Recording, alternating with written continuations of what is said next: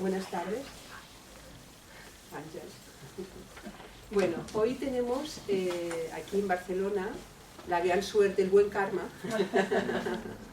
de que nuestra presidenta nacional, Ángel Torra, pues se puso en contacto con Ricardo Liederman cuando supo que iba a ir a Lisboa a dar pues bueno, en la Universidad de Lisboa, ya nos explicará él mismo, bueno, no quiero yo ahora comentar nada, y que iba a pasar también por Madrid y dijo, hombre, pues nada, un saltito más y llega hasta Barcelona y así podemos hacer un grabar y podemos dar un poco de su sabiduría a todos los que estamos cerca, ya que había cruzado el charco, pues un poquito más.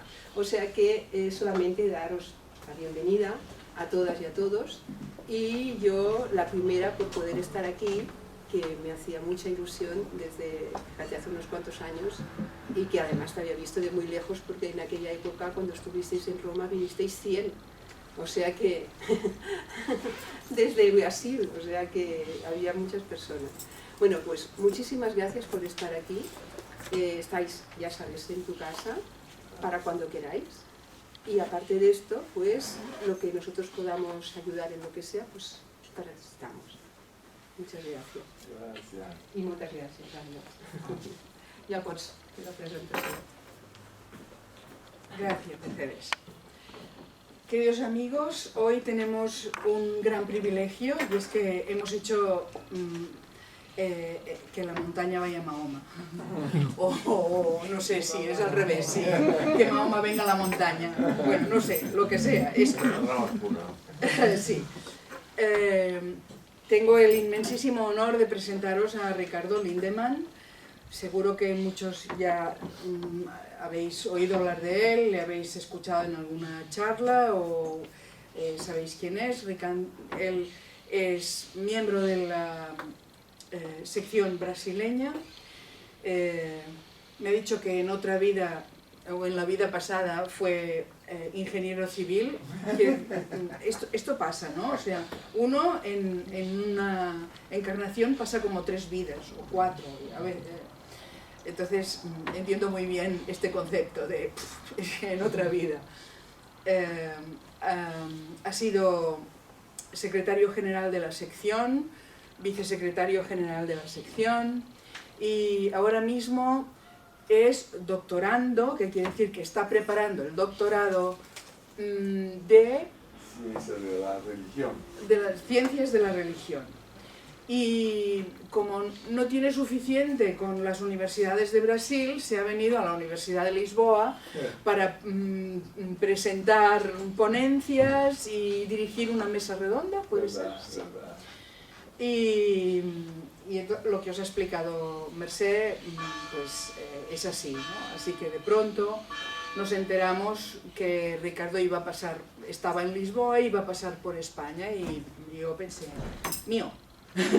Y rápidamente le escribí y bueno, tuvo la gentileza de aceptar, de mover un poco su programa porque todo estaba como muy pautado, pero bueno, si me voy un poco antes de que se acabe, a lo mejor me puedo escapar 2 días, no sé qué, y no son 2 días, es un día, llegó anoche y se va mañana por la mañana, así que ha venido, es un chum chum, visto y no visto.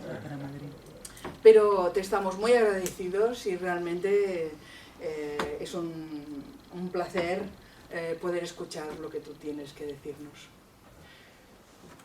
Todo tuyo. Hermanos, es una especial oportunidad que recibo con mucho honor y gratitud todo este calor humano que hemos recibido en Barcelona, de Ángeles, de Aragón y Mercedes y tantos hermanos, no sé cómo está Mercedes Villarrobusté también, que me envíe los saludos, por favor. La temática que fue así elegida, entre otras que se sugirió, fue con la cuestión de la superación del sufrimiento. quiere decir el yoga, la ciencia del yoga como un medio de superación del sufrimiento. Tenemos, ¿verdad?, muchas líneas de filosofía disponibles hoy en día, particularmente en las universidades, pero no es común, sino que es raro que se plantee junto con la filosofía una solución. Porque muchas veces la filosofía son caminos de abstracción intelectual y no están a veces preocupados en una solución al sufrimiento. De ustedes, por ejemplo, de tener que soportar un portuñol, ¿no? Espero sea lo posible comprensible. Si hay alguna palabra o alguna cosa que no está comprensible, que me acusen, porque ainda no soy clarividente todavía, para que lo pueda corregir. Y me gusta la idea de tomar como referencia la obra que es considerada la fundadora o referencia de este darshana que es llamado el yoga. En sánscrito, drish quiere decir ver. Darshana es punto de vista. Quiere decir las escuelas filosóficas clásicas de India, que están enraizadas en los Vedas, no son concurrentes, no están en una competencia, sino que son consideradas complementarias como diferentes puntos de vista referentes a la vida. Y una de ellas, una de las más antiguas, es el yoga, que significa, el radical sánscrito yud, unir, yoga generalmente traducido por unión.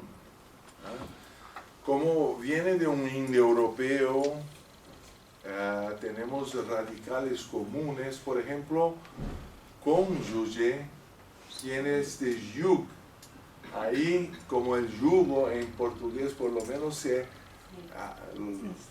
emparellan los bueyes para el carro, ¿no es? Aquí también. Entonces, son radicales que vienen de lenguas muy antiguas, que están conectadas a la idea de una unión, y que uno de los desafíos de la vida que aparece, por ejemplo, en Platón con la pareja alada, que uno de los caballos se va arriba y otro se va abajo, o como la cuestión también de Krishna en el Bhagavad Gita, que tiene que alinear los caballos, porque uno quiere ir a la izquierda, otro a la derecha, otro arriba, abajo, y ahí ya no se consigue una condición de proseguir el viaje con armonía.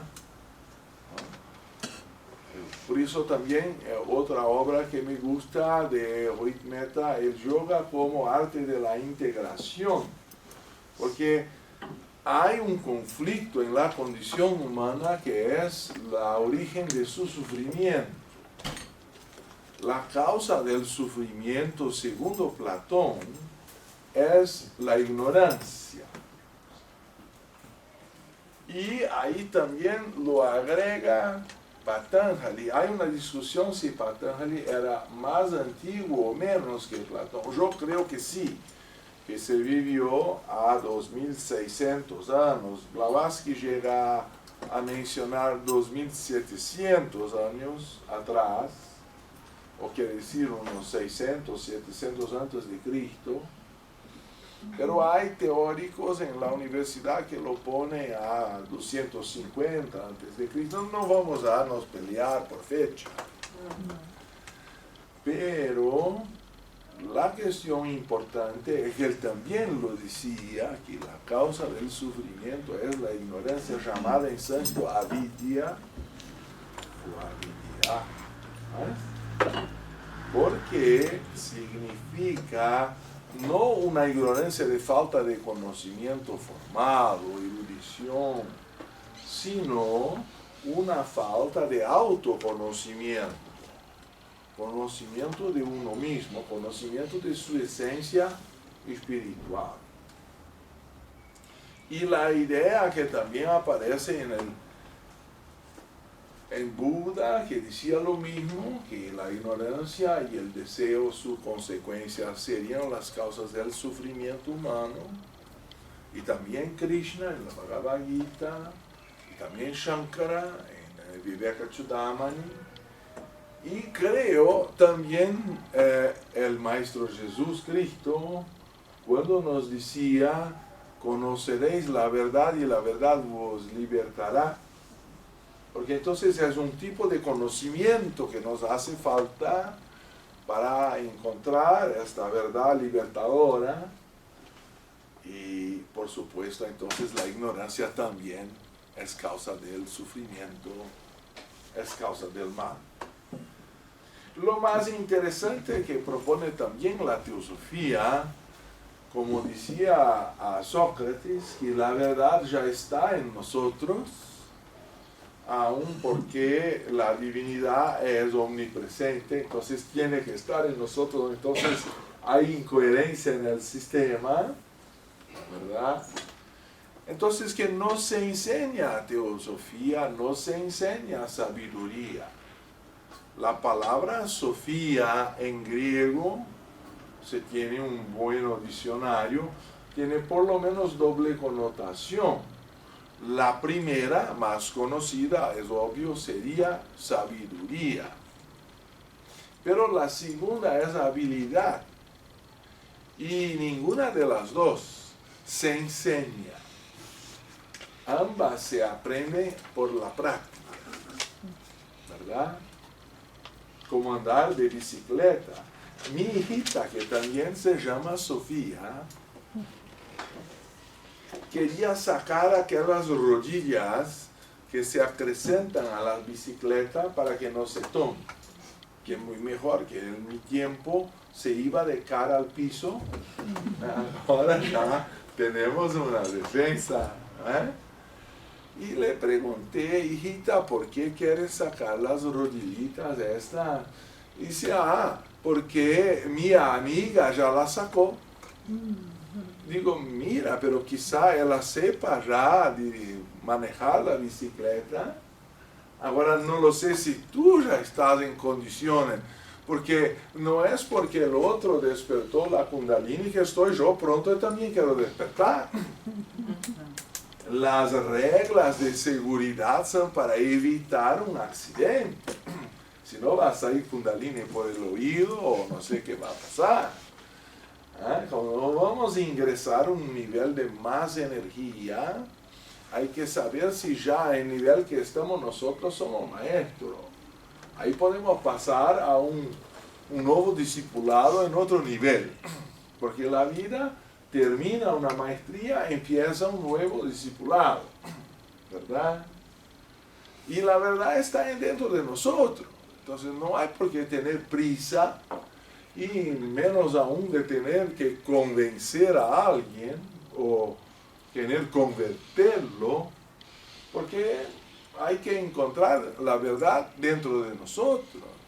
Pero el yoga como un método de pesquisa y autoobservación puede no ser una directiva del camino del conocimiento. Ya ahí que muchos han caminado, no como Machado que decía que el camino se hace al andar, pero sino que dentro de nosotros hay una dimensión de energía, hay mundos de libertad que no hemos conocido, porque la mente está proyectada afuera, lo que en sánscrito se llama vikshepa.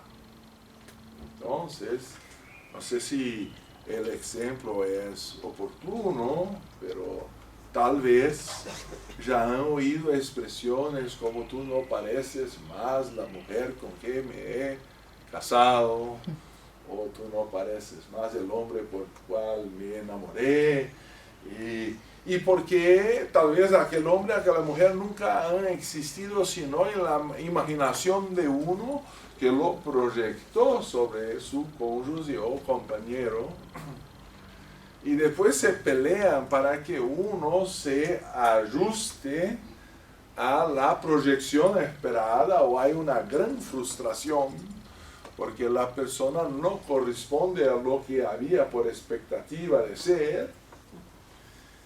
Lo que quiere decir que la pasión es una proyección de la mente, siempre a frente o afuera, como se dice también en los caballos que están a correr atrás de una zanahoria, que, como se dice, un canizo, alguna cosa que lo prende por una cuerda.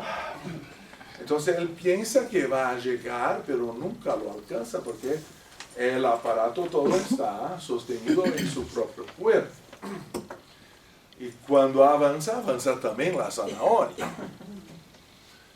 Y así que nunca llegamos a la felicidad si no controlamos el movimiento de proyección de la mente. Y el yoga es poner la mente al adentro para la unión con nuestro interior, para la integración de nuestras partes. Y por supuesto el Katha Upanishad tiene tal vez la expresión más exquisita en esta área de la contradicción humana, que yo entiendo con una prueba de que hay algo más dentro del hombre de lo que él piensa haber, porque si no, no habría conflicto. Si fuéramos solamente animales, estaríamos, supongo, satisfechos cuando las funciones fisiológicas nos están satisfechas.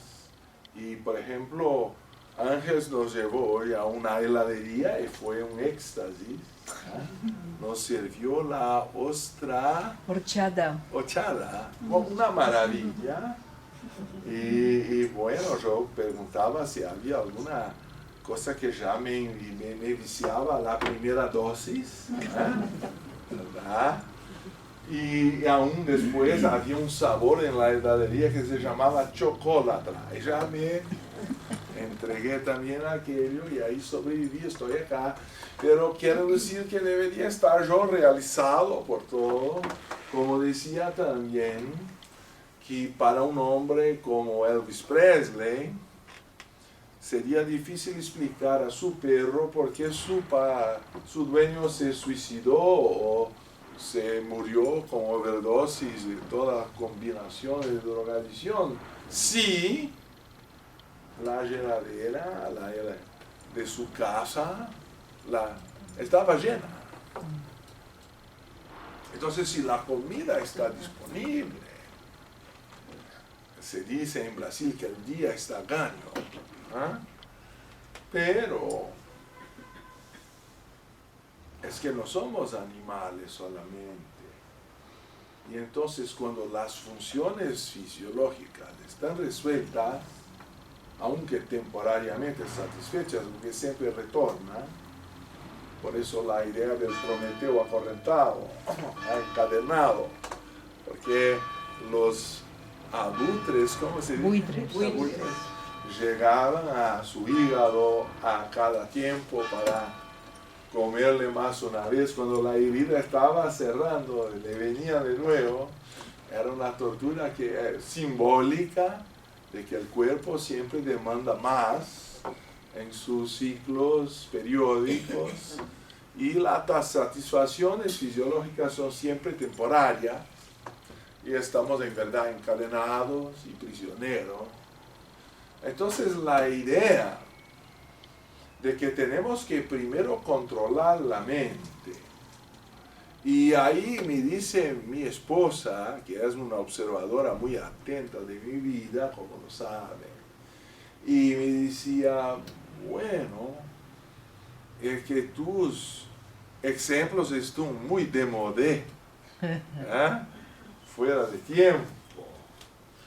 Ahí yo sustituí por Amy Winehouse y Whitney Houston, otras variantes que se están a ahogar en sus propias casas de baño, ahí como se llama, y con sales especiales cercadas de Grammys por todos los lados. Han conquistado el mundo, pero no han conquistado a sí mismos. Porque si la mente no está conquistada, como decía también el Buda, más glorioso no es el hombre que ha conquistado miles de hombres en batalla, sino el que a sí mismo vence o ha conquistado. Entonces, conquistar a uno mismo es una tarea más difícil. Porque si la mente tiene una tendencia a proyectarse afuera, la dificultad es que cuando vamos a meditar, y la esencia del Raja Yoga es meditación, es que la mente se torna dispersa. Decía Vivekananda que la mente es como un mono que, por supuesto, ya está en busca de frutos más dulces, saltando de un árbol al otro, pero aún al pasaje dicen que primero se tornó borracho porque le dieron alguna cosa alcohólica, después recibió la picadura de un escorpión, por final fue incorporado por un demonio. Entonces esta mente era incontrolable. Y él lo explica que estaba borracho por los sentidos, el escorpión era la envidia y la incorporación del demonio sería el orgullo, la soberbia. Entonces la combinación de esos elementos que se han creado por la propia mente la tornan ingobernable, reaccionaria a cualquier estímulo que llegue, sin que sea imparcialmente observado para el aprendizaje de la vida. Entonces, el pasaje del Katha Upanishad decía que sepa que el hombre,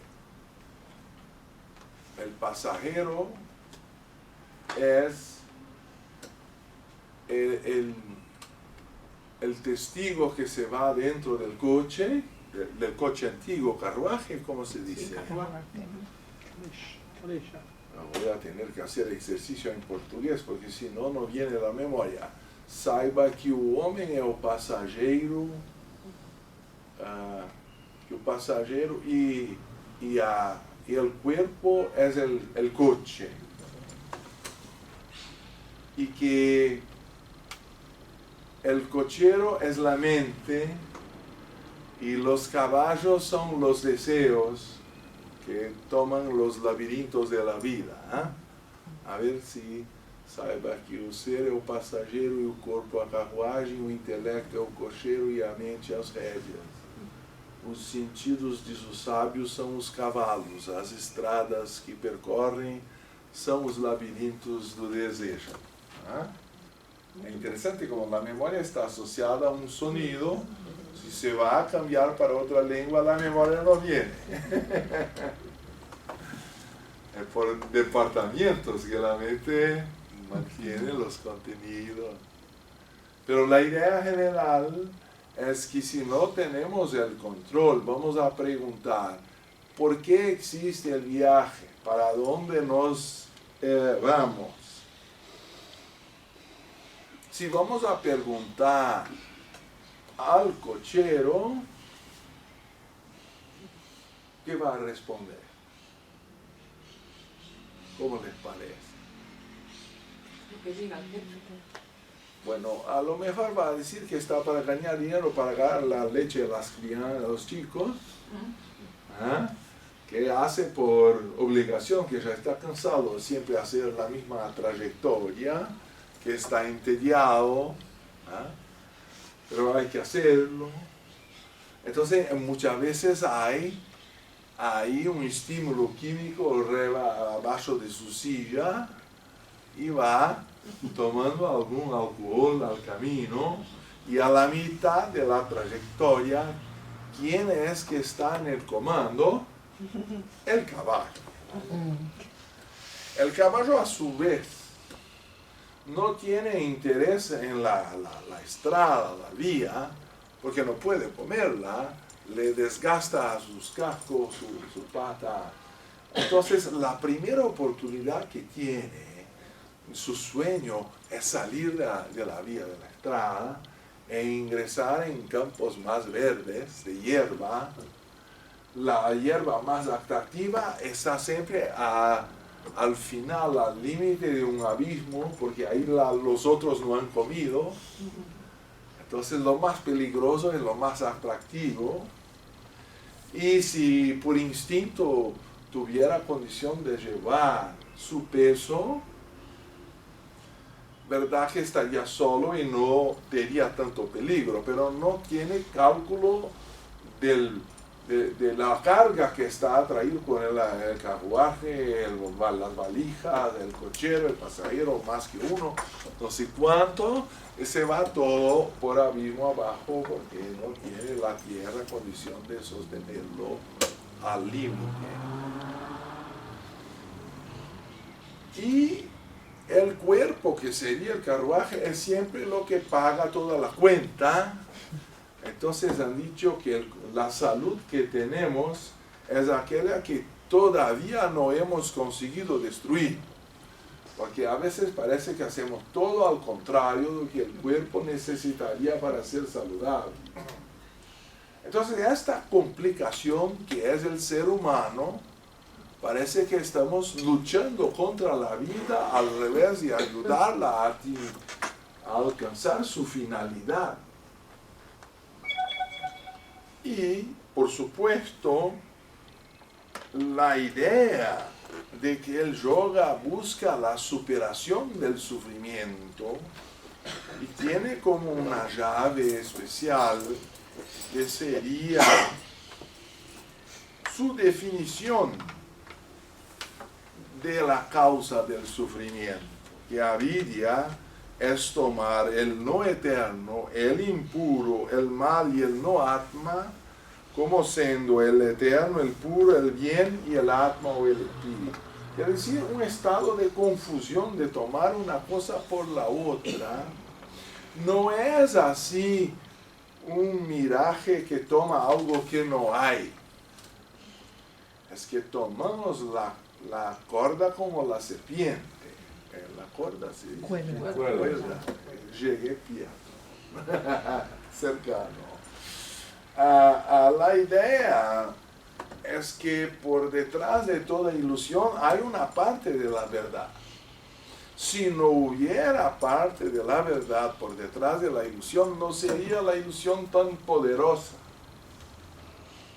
Pero la discriminación, o me gusta más el discernimiento, por lo menos me han dicho que cernidor en español es una capacidad de separar los granos gruesos de los más sutiles, y en portugués cerne es el corazón de un árbol.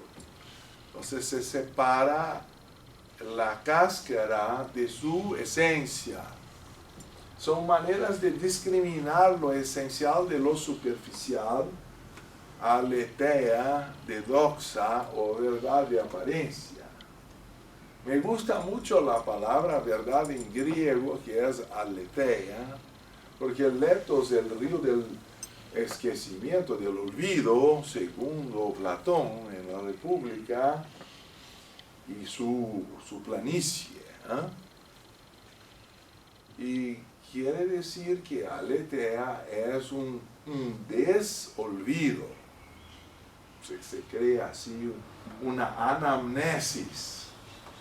La reminiscencia de Platón, más una vez quiere decir que la verdad ya está en nosotros, pero estamos olvidados.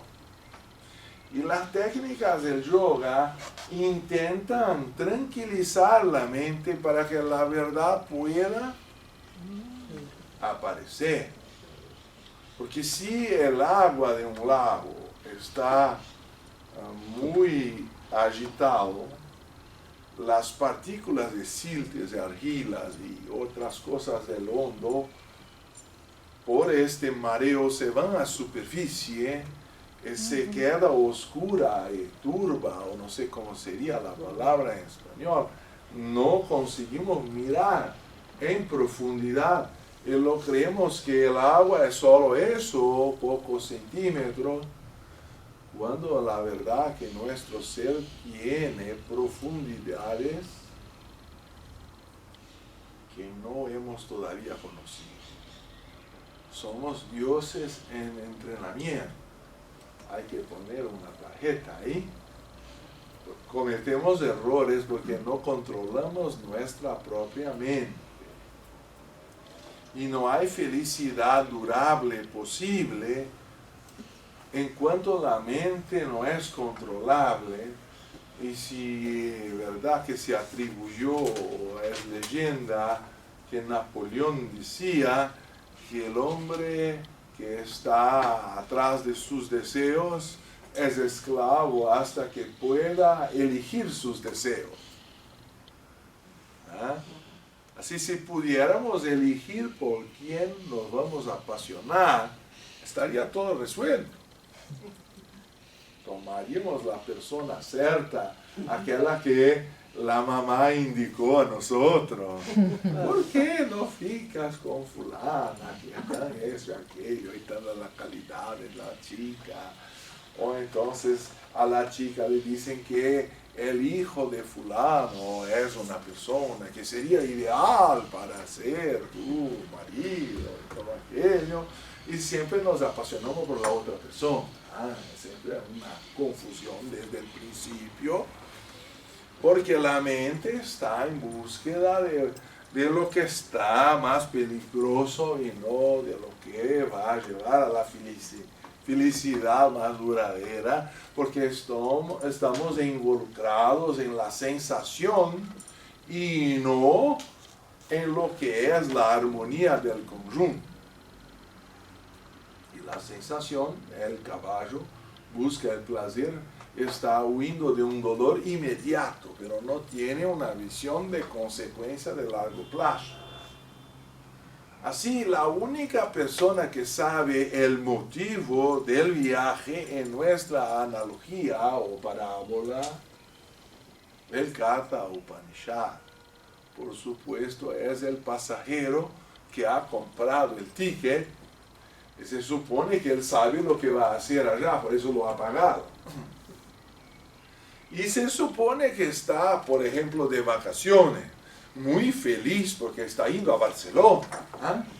Qué maravilla encontrar a Ángel, Aragón, Mercedes y todos los hermanos. Entonces el corazón de uno está vibrando porque va a conocer una ciudad que hemos conocido hoy por la mañana, varias camadas desde 2000 años cuando estaban los romanos, y se va subiendo o bajando en el tiempo.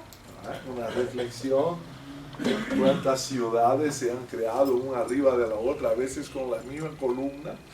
De un templo se hace una iglesia, después puede ser una sinagoga o convertirse en una mezquita. Ahora ya tenemos también un prefecto, se dice, mayor de Londres, que es musulmana. Entonces la Europa está necesitando de filosofía y diálogo interreligioso, porque necesitamos encontrar la verdad más allá de las cáscaras y superficies religiosas, para que podamos encontrar la paz. Eso también una necesidad social. Decía la señora Aragoniana, esta presidente anterior, que tenemos, claro, el poder de destruir la humanidad 200 veces con las armas que tenemos.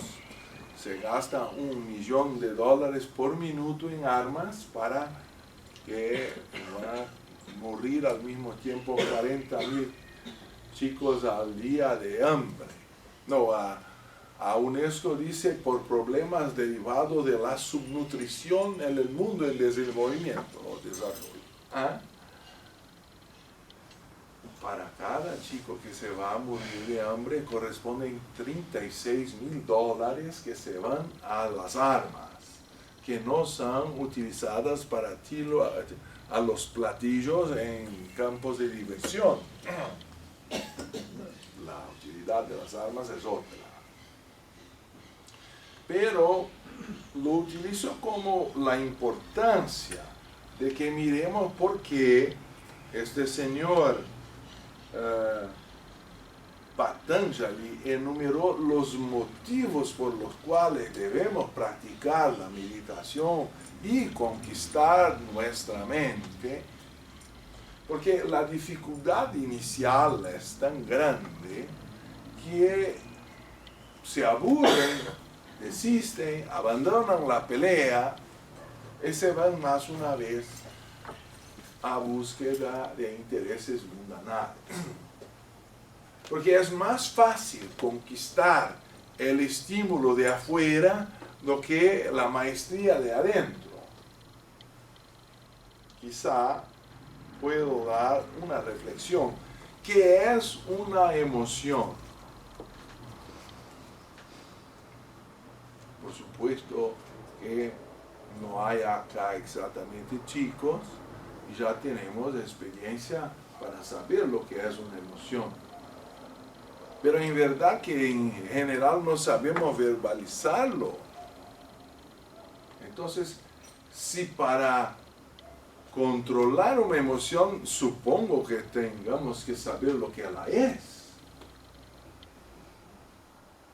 Y la emoción, emotion, es un movimiento de dentro a afuera, como el prefixo ex, exteriorización.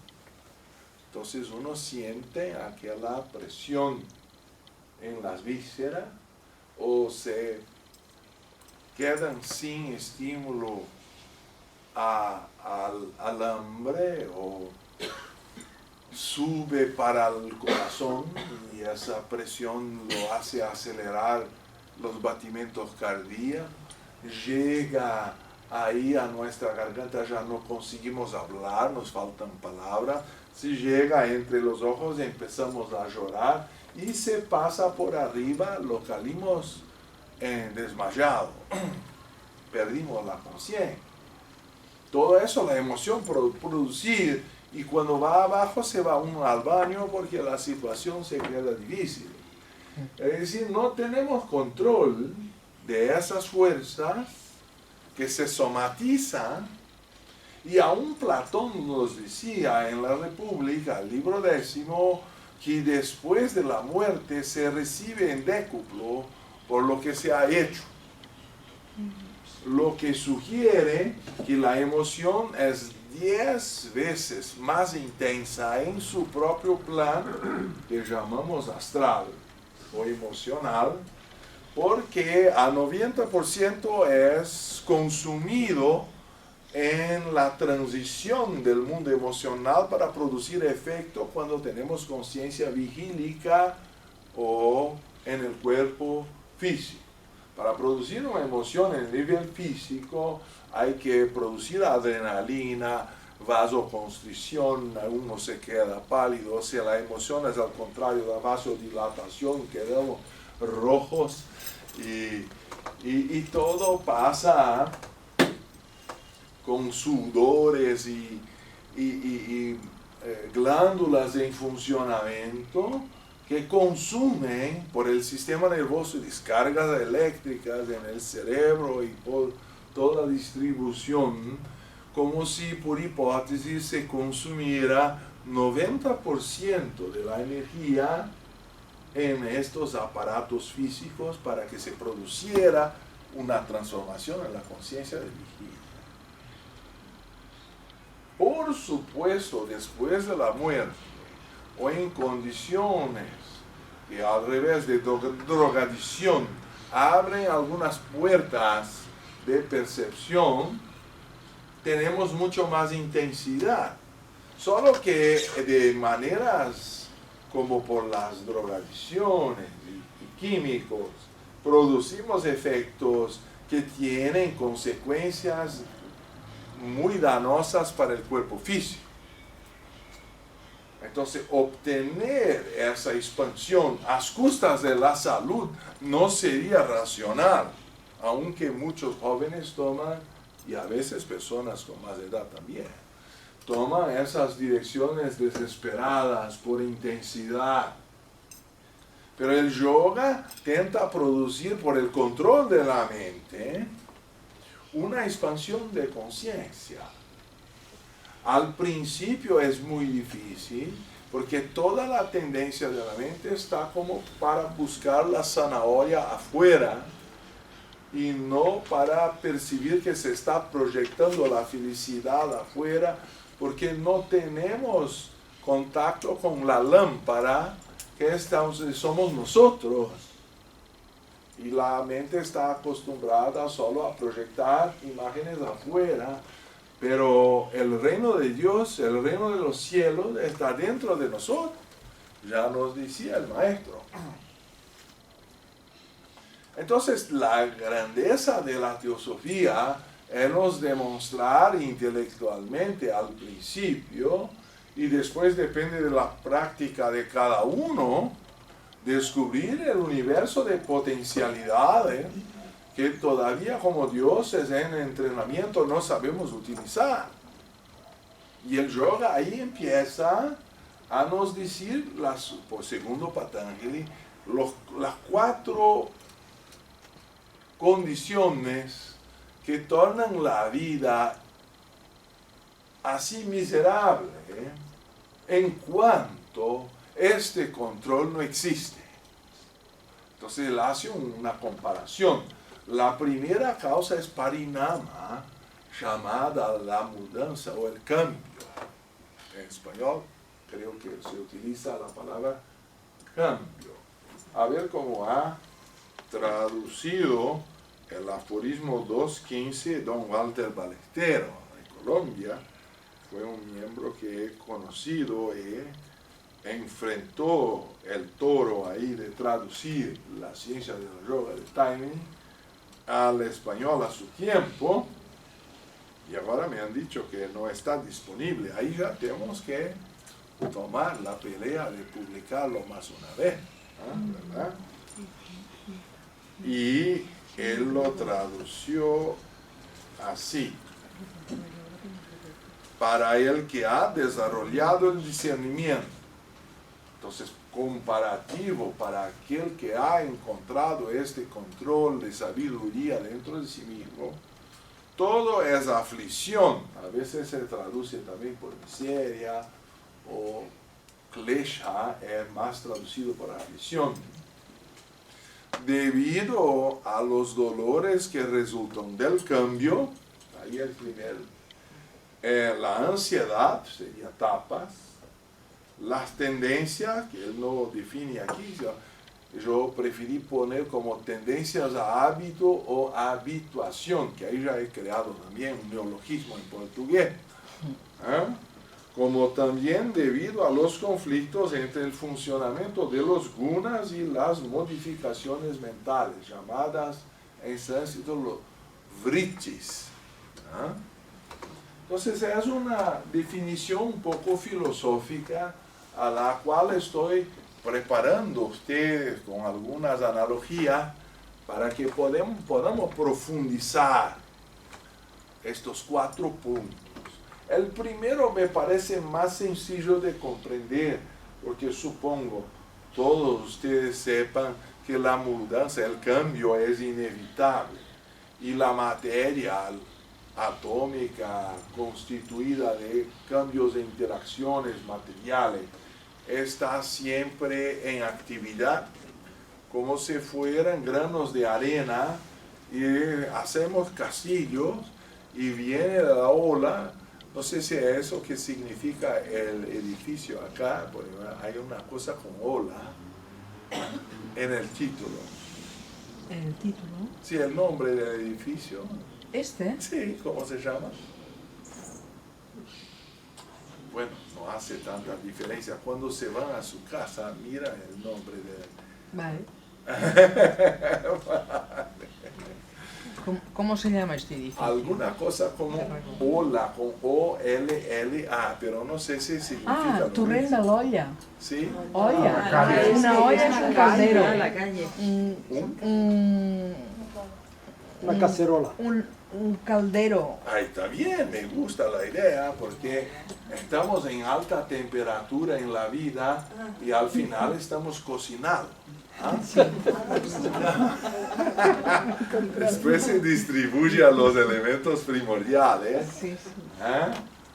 Porque dicen que una rana está puesta derecho en una agua caliente, salta afuera. Ajá. Pero si se pone un calderón que va calentando a los pocos, como tiene poca sensibilidad a temperatura, no lo percibe y se queda cocinada sin lo saber. Así estamos envejeciendo a cada día y nos preparando para morir sin saber cuándo será. Entonces este cambio culmina con la muerte. Entonces la muerte es el último cambio del cuerpo. Y por supuesto sería el motivo máximo para que empecemos la práctica del yoga, de preferencia aún cuando estamos vivos. Después se puede proseguir otras técnicas, pero no esta. Si no, vamos a tener que regresar para empezar más una vez. ¿Y por qué no es posible controlar los vehículos sin el cuerpo? Porque se quedan 10 o más veces descontrolados después de la muerte, por lo que hemos introducido de Platón. Entonces sí, con esta mortalia se podría decir de carne, que es una especie de amortecedor de vibraciones.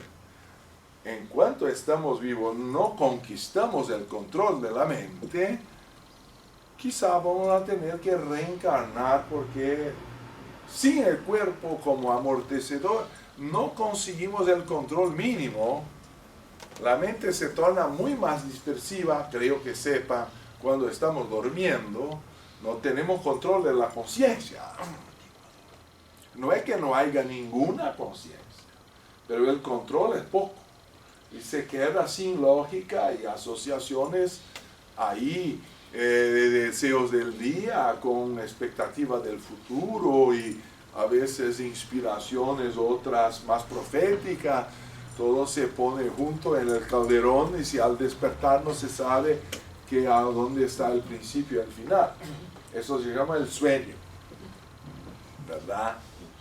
Entonces cuando estamos con la conciencia de vigilia, el cuerpo completo y con condiciones de salud, es posible ordenar la mente porque el cuerpo y su mortalia de carne hace como un freno a las vibraciones más extrañas.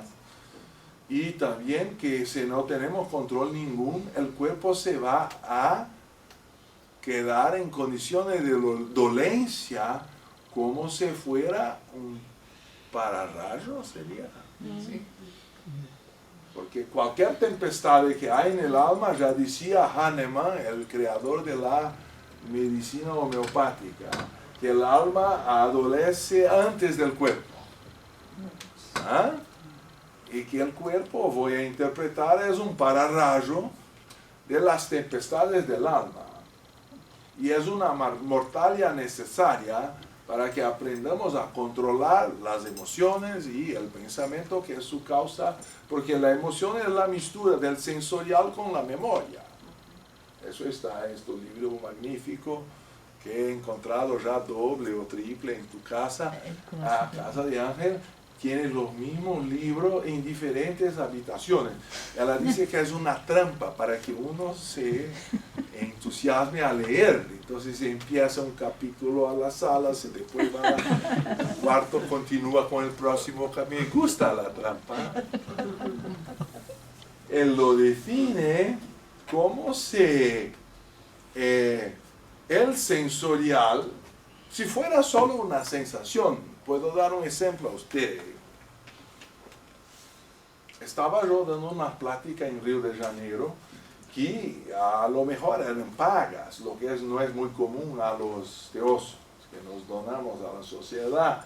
Pero aquel tiempo el Banco de Brasil hacía una intervención nacional del Estado. Bueno, ahí no se queda necesario aceptar. Pero entonces teníamos una señora, una anfitriona, que nos llevaba de taxi hasta el lugar. Todo con mucho honor, pompa y circunstancia. Estábamos ya para la foto.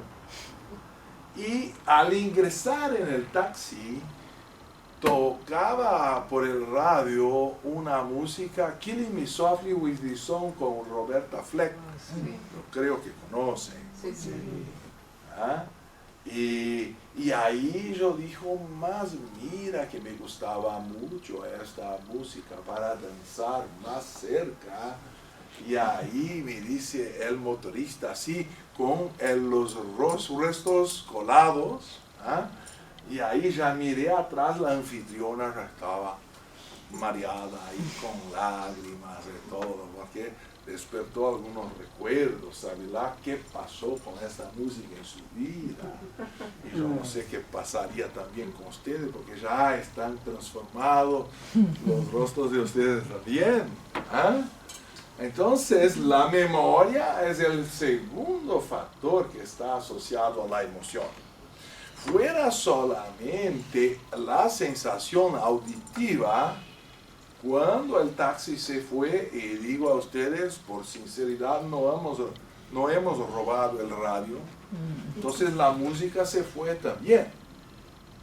Pero como ahora no está tocando la música, y yo invoco la memoria de ustedes, ya el efecto emocional se inicia mismo sin el estímulo sensorial, porque evoca un estímulo que ya han experimentado antes.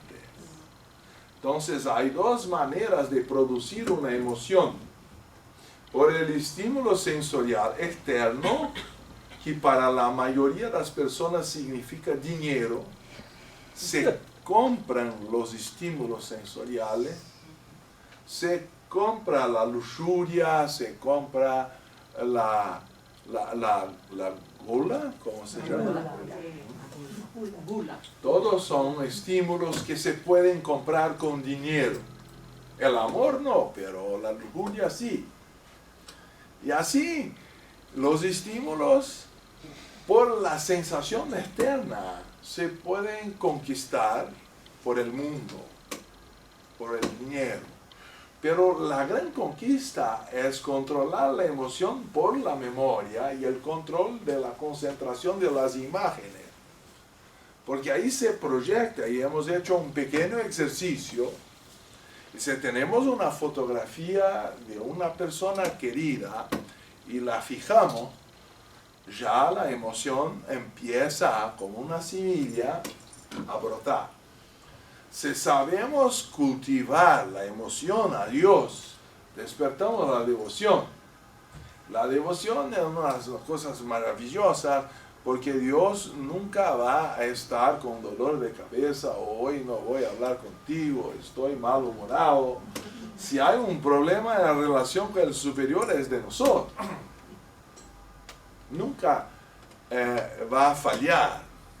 Entonces, el yoga preliminar es devoción, autoestudio y práctica de austeridad diaria, que implica por lo menos un cierto control de lo que comemos, de lo que bebemos, porque por supuesto si estamos con muchas toxinas, tomando alcohol y fumando, ya la mente, la función del cuerpo para calmar, ya no está más funcionando. Uno ponemos a dormir, y meditación no es roncarse uno, como se dice, hacer sonido, porque dormimos.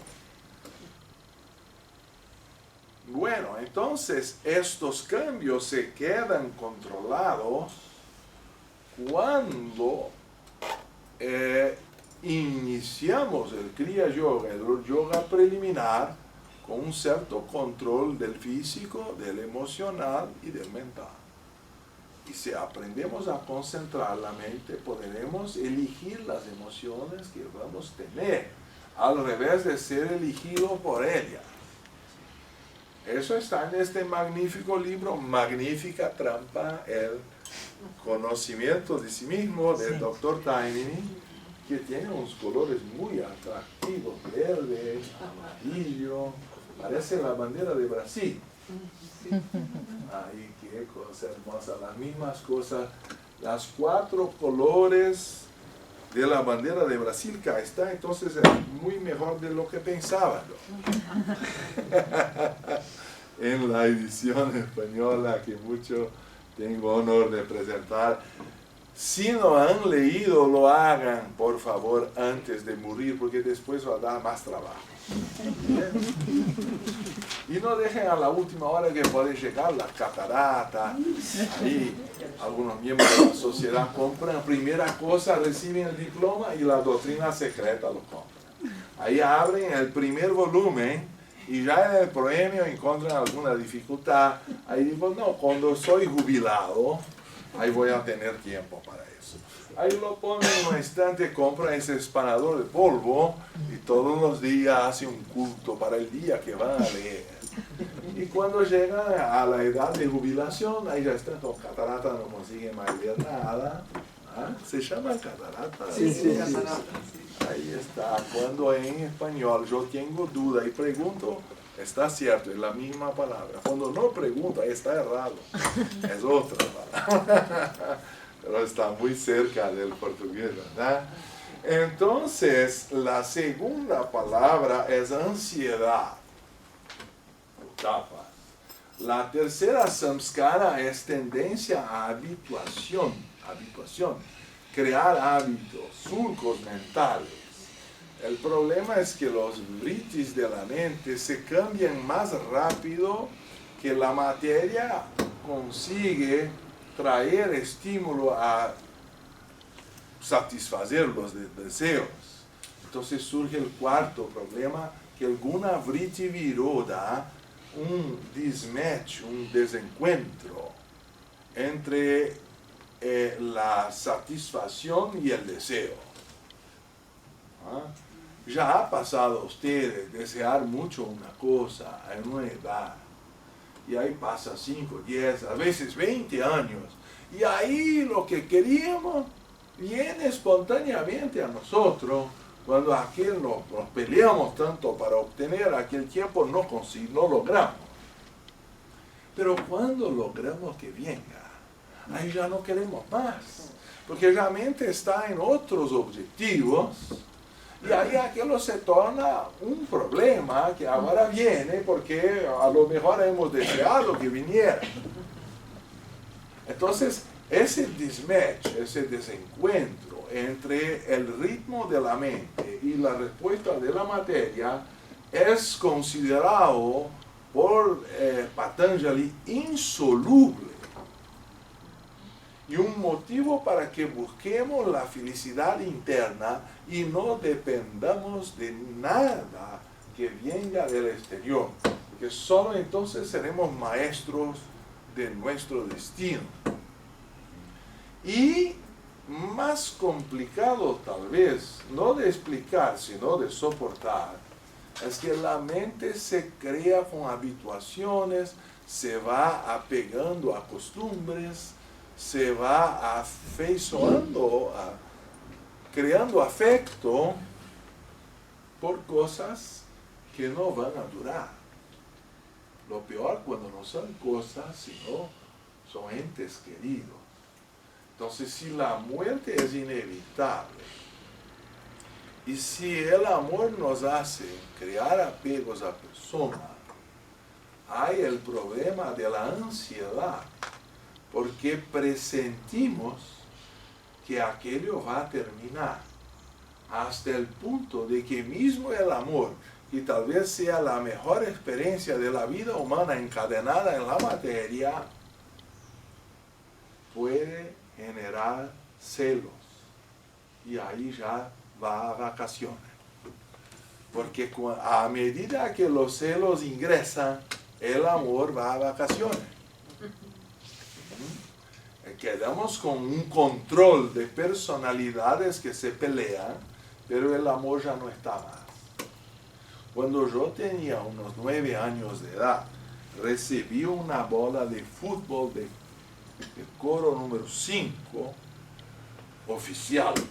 Y eso no sé si puede imaginar para un menino brasileño, un chico brasileño a los 9 años de edad, que a los 10 ganaron el triplo campeonato de la Copa del Mundo de Jules Rimet.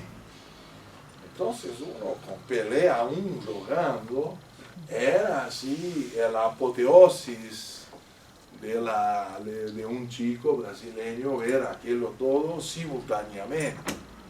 Fue un año increíble, el hombre llegó a la luna y al año siguiente Brasil se tornó tricampeón. Entonces estaba en la gloria. Y la foto segurando la pelota esta, parecía que yo tenía la posesión del mundo. Hoy yo puedo comprar pelotas para cubrir toda esta sed de la sociedad y no me producirá la satisfacción que siquiera una ha producido aquel tiempo. Lo mismo pasa a veces con las chicas y sus muñecas, que a una edad son el centro del mundo y después se hacen colecciones, pero ya no producen más efecto, porque después de un único bacho de eso, ya despiertan otros intereses e ingresamos en la adolescencia y otros placeres se tornan más intensos y ya las muñecas y las pelotas se quedan secundarias. Entonces, también decía Vivekananda, Taimin y otros que habían tenido esa experiencia de la meditación más honda, que cuando se despierta el mundo interior, ya hay un discernimiento y el interés, pero el mundo externo ya es menor. El problema es tener la primera experiencia del samadhi, por eso el yoga preliminar en el punto primero ha definido que se prosiga hasta el aforismo 2.2, que el yoga preliminar se debe proseguir hasta el samadhi o el éxtasis. Quiere decir, la primera gran experiencia de concentración exterior produce una iniciación, un cambio. Pero el problema que tenemos nosotros es que ya tenemos algún conocimiento intelectual, pero tal vez nos falte la experiencia vivencial de los estadios superiores de la mente. Y eso es una tensión muy desagradable, porque ya no nos interesa tanto el mundo externo, pero el mundo interno no fue conquistado todavía. La mayoría tal vez de los teósofos se encuentra en este estadio intermediario, un limbo, si voy a decir así, que no tiene ni las alegrías plenas de la vida mundanal, ni la experiencia de los santos. Y esta contradicción es estimulada a que avancemos en la jornada por este aforismo 2.15, que voy a leer más una vez, para el que ha desarrollado el discernimiento, que es el primer paso en la senda espiritual, y que yo no puedo dejar de decir que esta nuestra papita teosófica de bolsillo, que a los pies del maestro, indica que el discernimiento es el primer paso, y no que se esgote en el primer, sino hasta el final es necesario, para que el que ha desarrollado el discernimiento, todo es aflicción, porque perante el nirvana y la alegría interior, todo esto material se va. Debido a los dolores que resultan del cambio, quiere decir, toda la materia está siempre cambiando, estamos envejeciendo a cada día, y la muerte es el único certidumbre de la mayoría, ¿Ah? Y la ansiedad anticipa la pérdida. Entonces mismo las cosas mejores que hay en el mundo, quizá no podemos más si no hay control de la mente. No podemos más gozar con profundez y tranquilidad, porque un hombre trabaja para construir una piscina en su casa, pero ha trabajado tanto que no ha tiempo para gozar la propia piscina. Después se queda preocupado que sus hijos van a caer en la piscina, hay que poner una red para que no se ahoguen allá. Hay tantos problemas, ¿eh? Porque mismo cuando se conquista alguna cosa, hay miedo de perderla. Entonces esa anticipación del sufrimiento no nos deja ni siquiera disfrutar de lo que hemos conquistado. Así la ansiedad ahora está tomando proporciones, porque con el estrés de la vida diaria, exceso de todo el tipo de hormonas en las comidas que los ponen porque mismo la leche y el huevo, no voy ni siquiera a entrar en la carne porque hay todo el sufrimiento de los animales, pero si ingresamos por ahí, las comidas que han comido nuestros abuelos no es la nuestra. Entonces estamos todos intoxicados, cualquier cosa ya hay reacciones desproporcionales a todo eso, y por siguiente la ansiedad más la falta de estímulo al sueño, no dormimos las 8 horas diarias, todo eso que es necesario una buena meditación, porque si no al relajar vamos a dormir, no vamos a meditar, ¿verdad? Entonces, para dar una idea de las dificultades, tenemos miedo de que va a acelerar el corazón, eso y aquello. Cuando tenemos miedo de tener miedo, ahí ya estamos con síndrome de pánico. Porque se queda una abstracción que se da como si fuera más que una progresión geométrica, ¿no es? Entonces, hay elementos multiplicadores, exponenciales, que ya si no controlamos la mente, creamos miedos artificiales. Decía Krishnamurti, es bueno tener miedo de un abismo o de una serpiente, porque eso es un miedo real a un desafío que necesitamos estar en alerta. Pero cuando la mente crea preocupaciones que están desconectadas de la realidad, podemos tener miedos artificiales de preocupaciones de cosas que nunca se van a pasar, pero que lo exponenciamos a nivel de una síndrome de pánico. Entonces el control de la mente en nuestra civilización es más necesario que a los tiempos de nuestros abuelitos. Entonces la ansiedad, la tendencia a crear surcos o hábitos mentales, y como también debido a conflictos entre el funcionamiento de las gunas y las modificaciones mentales, son las cuatro puntos fundamentales que decía este señor Patanjali. Condiciones para que tomemos conciencia de la necesidad de empezar el yoga. La meditación, la conquista de la parte interior de nuestro ser. Eso es que teníamos que poner por el principio. No sé si hay dudas o si todos comprenderán todo, y entonces ya tenemos la sabiduría y no hay problema.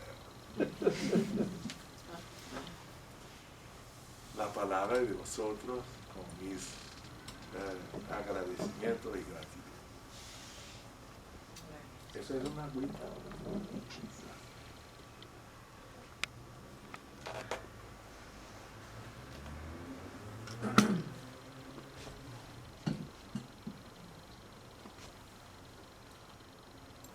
Hemos podido comprobar que eres un apasionado de la teosofía y del yoga.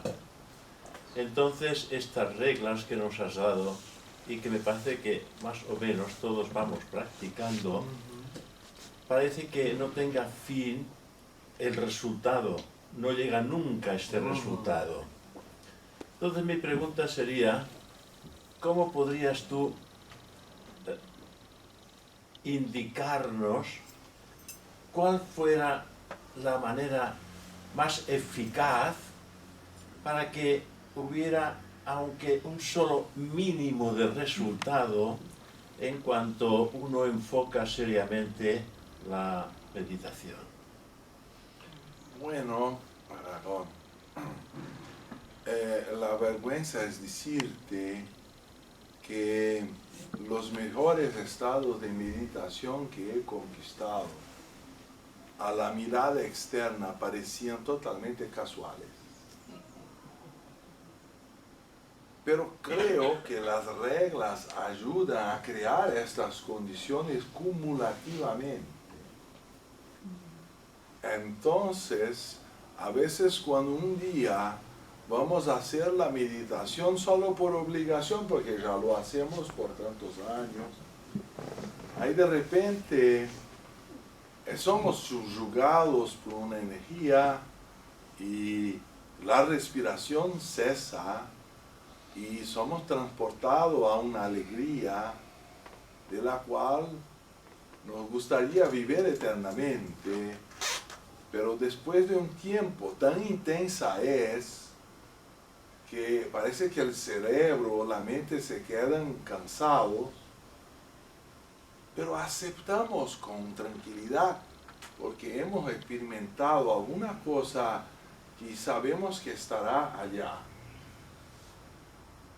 Y esta paz, esta alegría no es posible de ponerse en palabras, entonces es una segunda vergüenza que nos gustaría compartir con todos,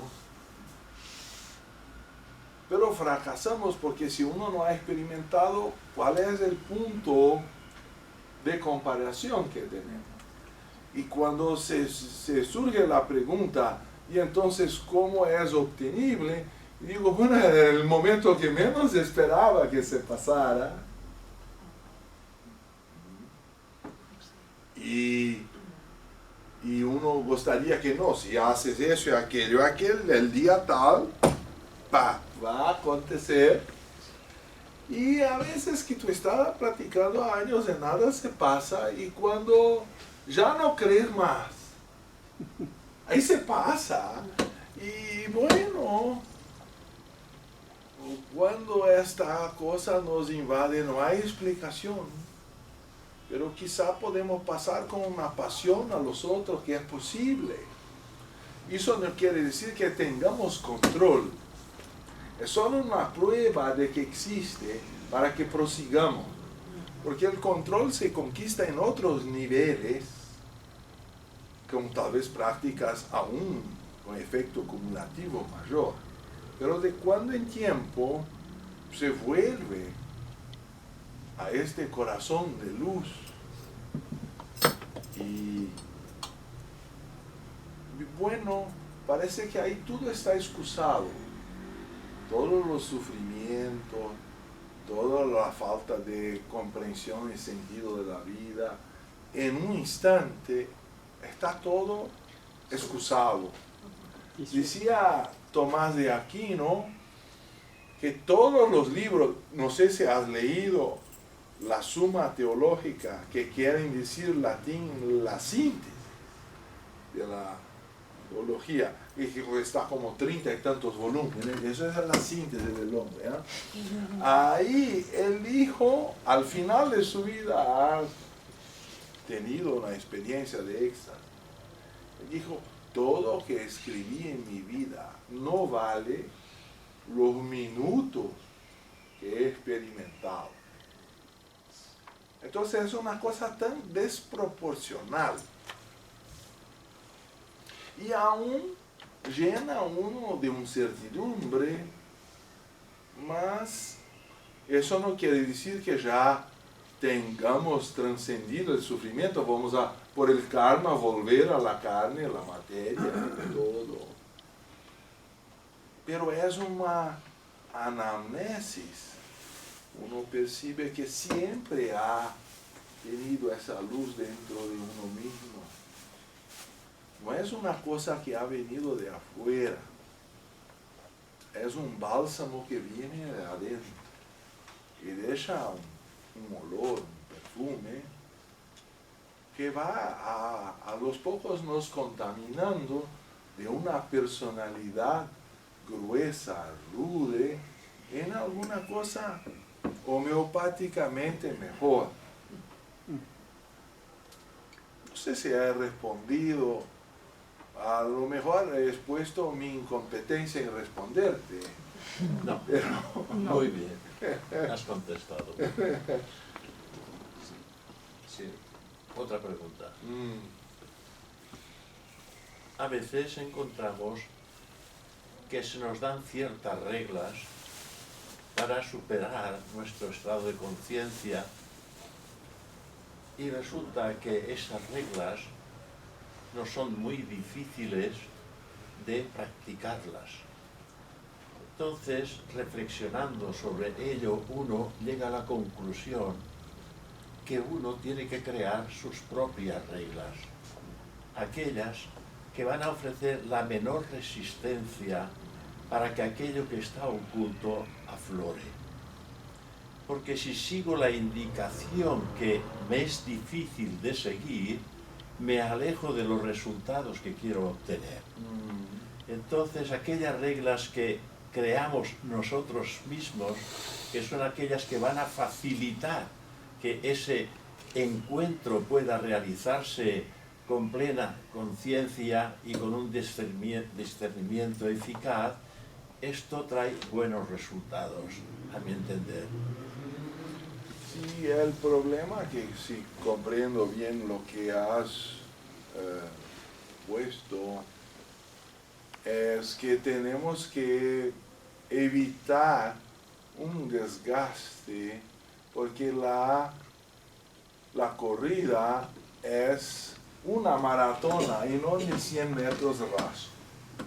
Si despendemos toda la energía para obtener un resultado inmediato, es posible que vamos a nos frenar mucho y vamos a hacer con todo el corazón. Pero ahí después pasa un año, pasa 2, pasa 3. ¿Ah? Ahí ya, entonces no es eso. Entonces largamos todo por afuera, desistimos, no disfrutamos de nada. ¿Ah?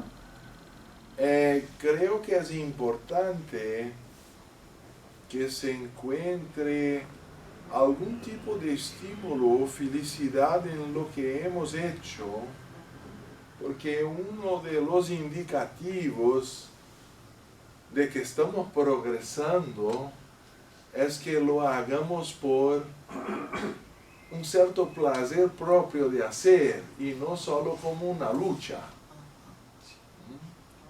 Si se va quedando la práctica una lucha, quizá nuestra práctica no está bien dirigida. Hay un cierto nivel que es un esfuerzo de disciplina, pero cuando se cruza este límite, se queda una lucha, algo no está bien. Porque tenemos que mirarlo como una cosa que lo hagamos con el mínimo de desperdicio de energía. Por eso decía Krishnamurti que religión es acumular energía para alcanzar la verdad. Y él se preocupaba con todos los conflictos de contradicciones que hemos puesto como un caballo en la izquierda, otro a la derecha, y todas las contradicciones humanas que están a nos probar que somos un complexo y un convoyo y no solo una parte. Como dice, si fuéramos animales, satisfaciéramos esa parte, estaríamos en el nirvana. Pero hay necesidades en conflicto en el hombre Y si es desgastante, por lo menos es una prueba que somos más que un animal. Si comprendemos la naturaleza de los elementales que están involucrados y aprendemos a encontrar por lo menos algunos minutos del día una convergencia y expandirla para que no se conflicten las partes entre sí, yo creo que eso puede se obtener a veces con una música clásica o con un mantra o con un ejercicio de pranayama o una tentativa de recordación de los sueños. Entonces, la ciencia de la yoga en la parte 1, que por algún motivo no tenemos en español, pero tenemos en francés, porque a lo mejor tenemos una profesora de francés y a lo peor todo está perdido, llamamos a Ángel y Ángel nos salva. ¿Ah? Pero la cuestión toda es que hay varias técnicas también distintas para cada tipo de personalidad, porque unos son más devocionales, otros son más intelectuales, otros les gustan más poner la atención en el cuerpo físico y la inmovilidad de la asana. Entonces, no hay una técnica una como así, un remedio, una panacea para todos los males. Hay que arreglar, y ahí comprendo tu pregunta, que cada uno tiene que encontrar cuáles las reglas se adaptan más a su disposición para que puedan llevarla sin querer un resultado inmediato, porque voy a confesar más una vez, los mejores resultados que he obtenido y de los cuales tengo así una nostalgia, porque no me están a la mano que pueda volver cuando lo quiera, se han obtenido justo cuando no esperaba nada de ellos o de la práctica. A la veces que fue, a veces también por estímulo de grupo. Entonces, como soy obispo de la Iglesia Católica Liberal, bueno, hay un centenario, vamos a cumplir nuestro deber, pero cuando no se espera, hay una atmósfera colectiva también que nos lleva. Entonces, los rituales son otra manera antigua, una de las darshanas trabaja los rituales, los mantras, la música, todo eso son estímulos externos que pueden ayudar la práctica, pero solo conquistaremos a pleno cuando no dependiéramos de ningún estímulo externo. ¿Ah? Entonces, hacer prácticas son estímulos que van nos ayudando a hacer progresos, y por eso la palabra sugiere algo progresivo, no instantáneo. Y yo entiendo que a cada temperamento tiene que encontrar su camino, sus reglas, para que pueda proseguir por muchos años sin cobrarse que todavía no ha llegado al resultado. La esencia de la Bhagavad Gita es aprender a hacer la acción renunciando a sus frutos. Entonces me gusta lembrar que la autobiografía de Pelé, el gran jugador brasileño de fútbol, él decía que empezó con juegos de bola de media, ¿se dice? Sí, de poner a los con media. Él hacía así porque no tenía dinero para comprar una de cuero y todo. Con calcetines. Sí, calcetines. Y también porque la mamá es más tranquila con eso, porque no va a quebrar toda la casa. Ya el impacto, él lo aceptó. El impacto es menor. Cuando el chiquito está así jugando dentro de su casa, todavía no sabe ni siquiera los números, no sabe contar quién está ganando o perdiendo.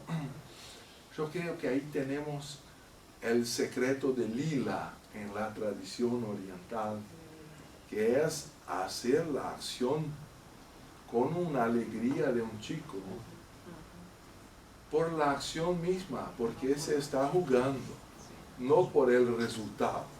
Cuando hacemos cualquier cosa esperando un resultado, es muy peor cuando esperamos que el resultado sea inmediato. Ahí lo espiritual también sacó vacaciones ahí y ya perdemos lo esencial. Si el amor no es hecho por el amor en sí mismo, el amor por el amar, ahí también el amor se va a quedar en un vacío o un juego de cobranzas y facturas y fechas que tienen que volver y se establece si hasta día tal no me telefona.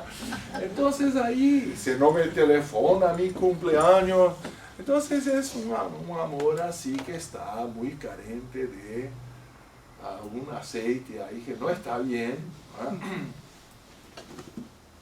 Todo que se hace con intencionalidad de resultado personal no es espiritual.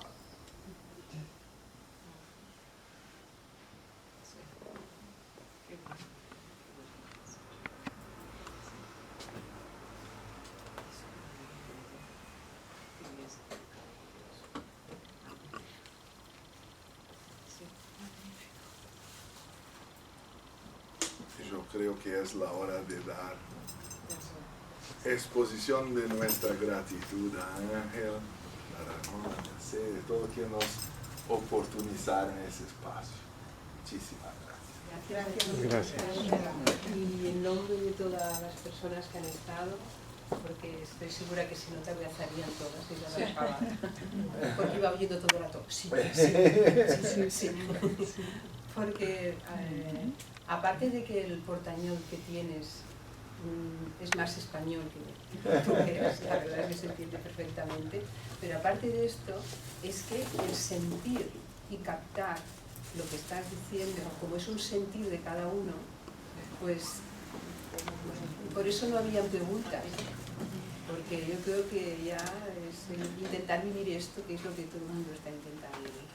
O sea, solamente puedo dar las gracias a Ángels, de verdad, para las personas que hemos podido venir aquí, y las gracias a todas las personas que puedan tener el vídeo donde sea para poderlo volver a escuchar.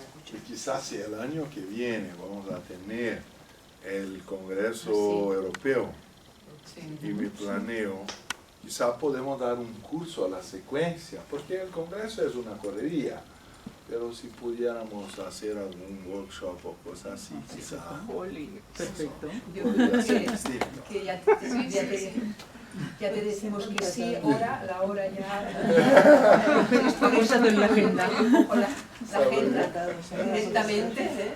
Vamos a ver, para agosto entonces. Acordaros que ya lo ha dicho, Sí. Ha quedado ya. ¿No ha quedado grabado? Eso sí que está apuntado. Está grabado, ¿eh? Qué cosa, La buena disposición es tuya. O sea que nosotros estamos encantados. Son ideas que vienen a la mente y podemos concretarlas. Muy bien, pues muchísimas gracias.